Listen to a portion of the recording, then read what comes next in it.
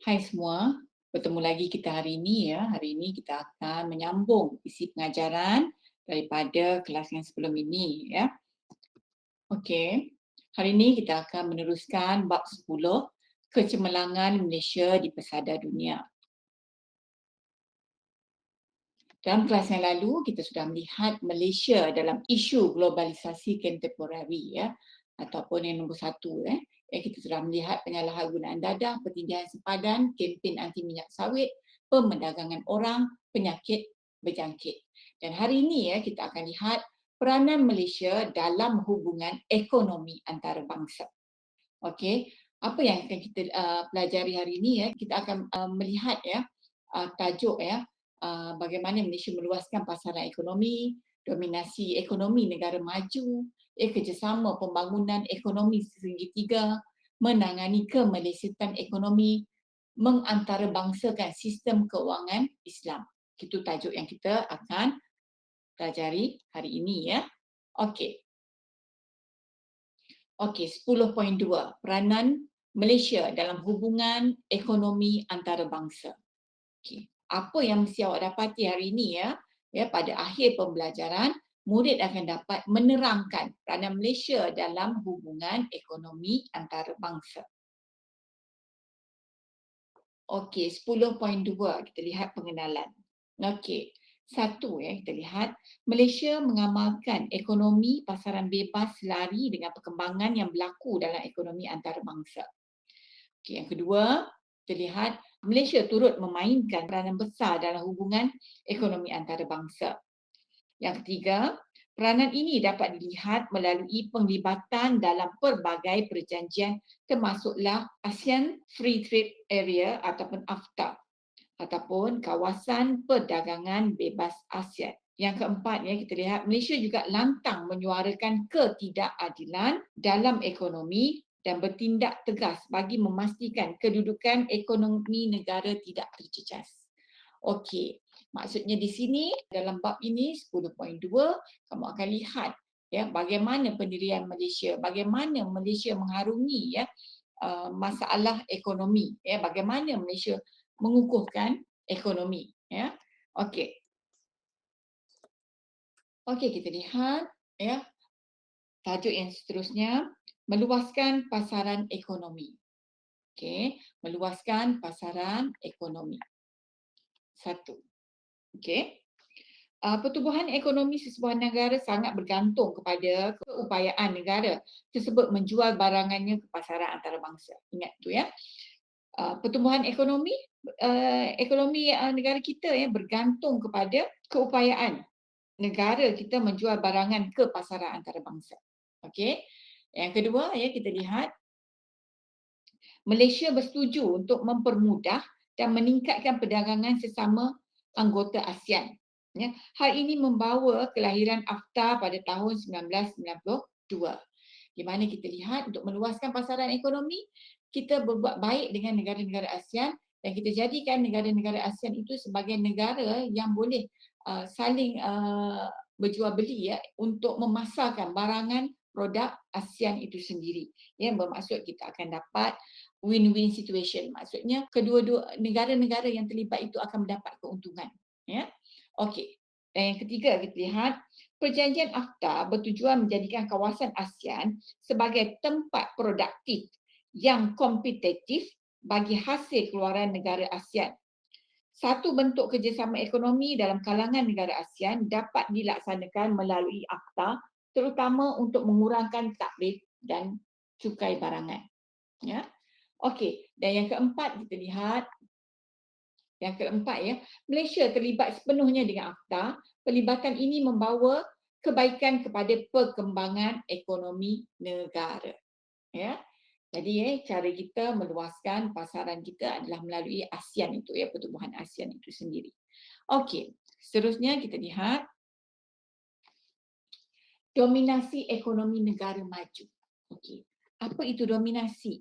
Okey, dominasi bermaksud penguasaan ekonomi oleh negara maju. Kita ini adalah negara yang masih lagi muda Jadi kita lihat negara-negara maju telah mendominasi ekonomi Dan kita lihat, okey, yang pertama, kita lihat perkembangan ekonomi Malaysia bukan sahaja bergantung kepada pasaran domestik tetapi juga pasaran antarabangsa. Domestik maksudnya dalam negara, ya. Okey. Yang kedua kita lihat Malaysia sering berhadapan dengan sikap negara maju yang mengenakan pelbagai sekatan dan halangan perdagangan dalam bentuk takrif dan cukai. Ya, keadaan ini telah menjejaskan perdagangan negara. Ya, mereka menggunakan pelbagai tarif lah dan juga cukai. Mungkin cukai yang tinggi, ya. Syarat tarif ni maksudnya syarat-syarat yang tertentu, ya. Dan ini akan menjejaskan, ya, perdagangan negara. Dan yang ketiga, ya, kita lihat Malaysia, ya, bersuara agar diberi layanan yang sama kepada semua negara. Ya, pandangan ini dibangkitkan oleh Malaysia dalam pelbagai forum antarabangsa, termasuklah di PBB, ya, di APEC, ya, untuk kerjasama ekonomi Asia Pasifik. Ya. Kita, ya, bila kita menghadapi situasi ini, ya, kita menyatakan suara kita, pandangan kita, ya, di dalam pertubuhan antarabangsa. Okey. Okey, sekarang ni kita lihat kerjasama pembangunan ekonomi segitiga. Okey, apa itu maksudnya kerjasama pembangunan ekonomi segitiga? Okey, satu, ya, kita lihat satu. Satu. Malaysia memainkan peranan penting dalam pembangunan ekonomi yang melibatkan kerjasama pembangunan segitiga, iaitu pembangunan wilayah baharu yang dimajukan bersama-sama dengan negara anggota ASEAN. Ya, itu maksud dia. Okey, yang kedua kita lihat, ya, kerjasama ini bertujuan mendapatkan keuntungan bersama apabila negara jiran saling membantu bagi memajukan kawasan yang terlibat. Okey. Kemudian, ya, kita lihat yang ketiga, Malaysia memperolehi manfaat yang besar melalui kerjasama ini kerana dapat mengurangkan monopoli pasaran barangan dalam ASEAN daripada negara maju. Ya. Dan yang keempat kita lihat, selain itu, negara kita juga dapat mengurangkan kebergantungan pada pasaran kewangan antarabangsa dengan mewujudkan pelbagai badan yang berkaitan seperti Koperasi ASEAN, Bank ASEAN serta cadangan untuk menggunakan wang ASEAN dan membendung campur tangan ekonomi negara maju, ya, pada masa ini. Ya. Okey. Kemudian kita lihat menangani kemelesetan ekonomi. Okey, untuk pengetahuan kamu, ya, pada tahun 1997 ya, hingga tahun 1998, kebanyakan negara di Asia termasuk Malaysia menghadapi kemelesetan ekonomi yang bermula dengan kejatuhan nilai ringgit, antara lain disebabkan oleh spekulasi mata wang. Ya. Apa itu spekulasi mata wang, ya? Okey, untuk pengetahuan kamu, spekulasi mata wang ini adalah spekulasi mata wang, ya, wujud apabila seseorang membeli mata wang asing bukan bertujuan untuk mengimport sesuatu ataupun melabur dalam perniagaan luar negara, ya, tetapi untuk menjual semula pada masa hadapan dengan harga yang lebih tinggi, ya. Itu maksudnya spekulasi wang. Okey. Kemudian yang kedua kita lihat, menurut Tun Dr. Mahathir Mohamad dalam bukunya The Malaysian Currency Crisis, How and Why It's Happened, perkembangan ini menyebabkan pelabur luar menarik pelaburan mereka di Malaysia sehingga menjejaskan ekonomi Malaysia. Okey.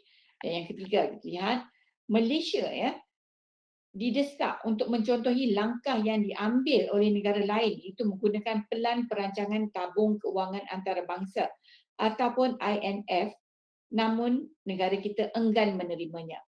Kerana apa, ya? Kita lihat, menurut pakar ekonomi, ini akan membebankan negara kita. Negara kita akan berhutang dengan tabung kewangan antarabangsa sekiranya kita mengikut pelan yang dibuat oleh negara-negara maju ni. Ya. Okey. Kemudian yang keempat kita lihat, Malaysia menggunakan kaedah pendekatan, ya, pendekatan sendiri dalam usaha memulihkan keadaan Malaysia menggunakan pendekatan tersendiri dalam usaha memulihkan keadaan, termasuklah menambat kadar pertukaran ringgit, ya, ringgit Malaysia kepada dolar USD, ya, dengan kadar RM3.80 bagi USD 1, ya, USD 1. Okey. Dan yang kelima kita lihat, langkah ini Ya, akhirnya berjaya memulihkan ekonomi negara.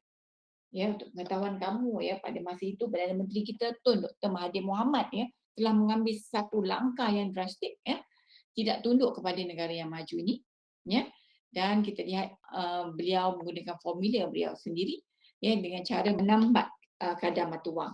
Menambat kadar mata wang ini bermaksud ya, kita menambat kadar mata wang bermaksud menetapkan satu kadar mata wang pada jumlah tertentu dan diperniagakan dengan kadar tersebut ya. Jadi ya kita berjaya ya, kita berjaya memulihkan ekonomi negara kita.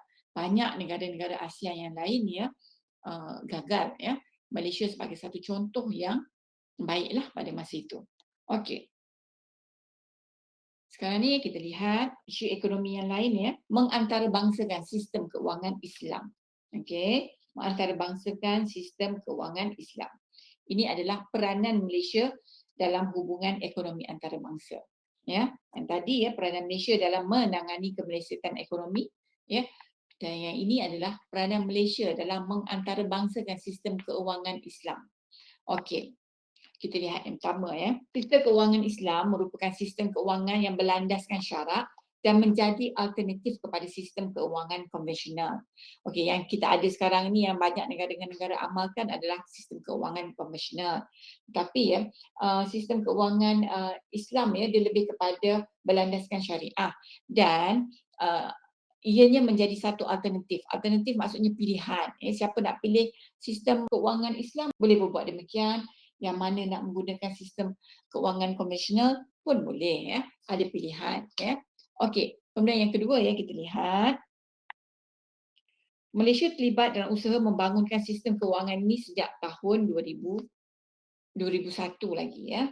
Kemudian kita lihat yang ketiga, ya Malaysia membangunkan sistem keuangan Islam yang progresif dan komprehensif sehingga menyumbang kepada keberkesanan sektor keuangan negara. Dan yang keempat, kita lihat Malaysia juga menduduki kedudukan utama dalam pelbagai indeks global berkaitan dengan keuangan Islam, termasuklah menjadi pasaran sukuk terbesar di dunia. Apa itu sukuk? Sukuk maksudnya sijil keuangan Islam. Sukuk tu bermaksud sijil keuangan Islam. Okey, yang kelima ya kita lihat negara kita menjadi negara utama pelaburan dana Islam. Okey, dan yang Education in Islamic Finance ataupun INCEIF ataupun pusat dalam bahasa Melayu dia, Pusat Antarabangsa Pendidikan Keuangan Islam untuk menyokong perkembangan keuangan Islam telah ditubuhkan ya.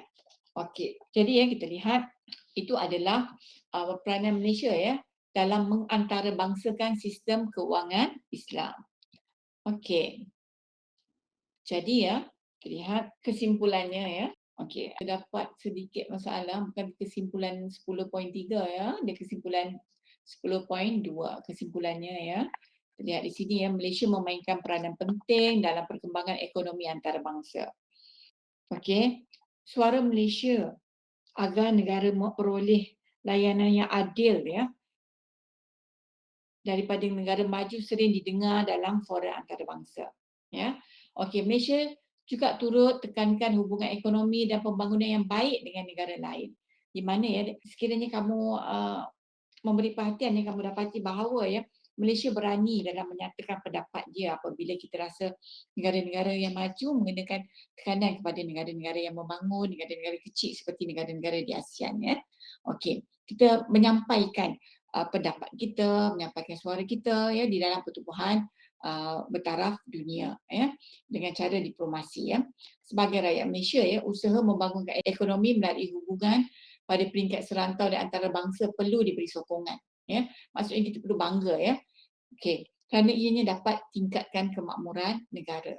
Ya, kita lihat bagaimana ya pemimpin kita ya apabila menghadapi cabaran ya kita menghadapinya dengan penuh diplomasi dan juga berani. Okey, saya rasa ya itu saja ya untuk hari ini.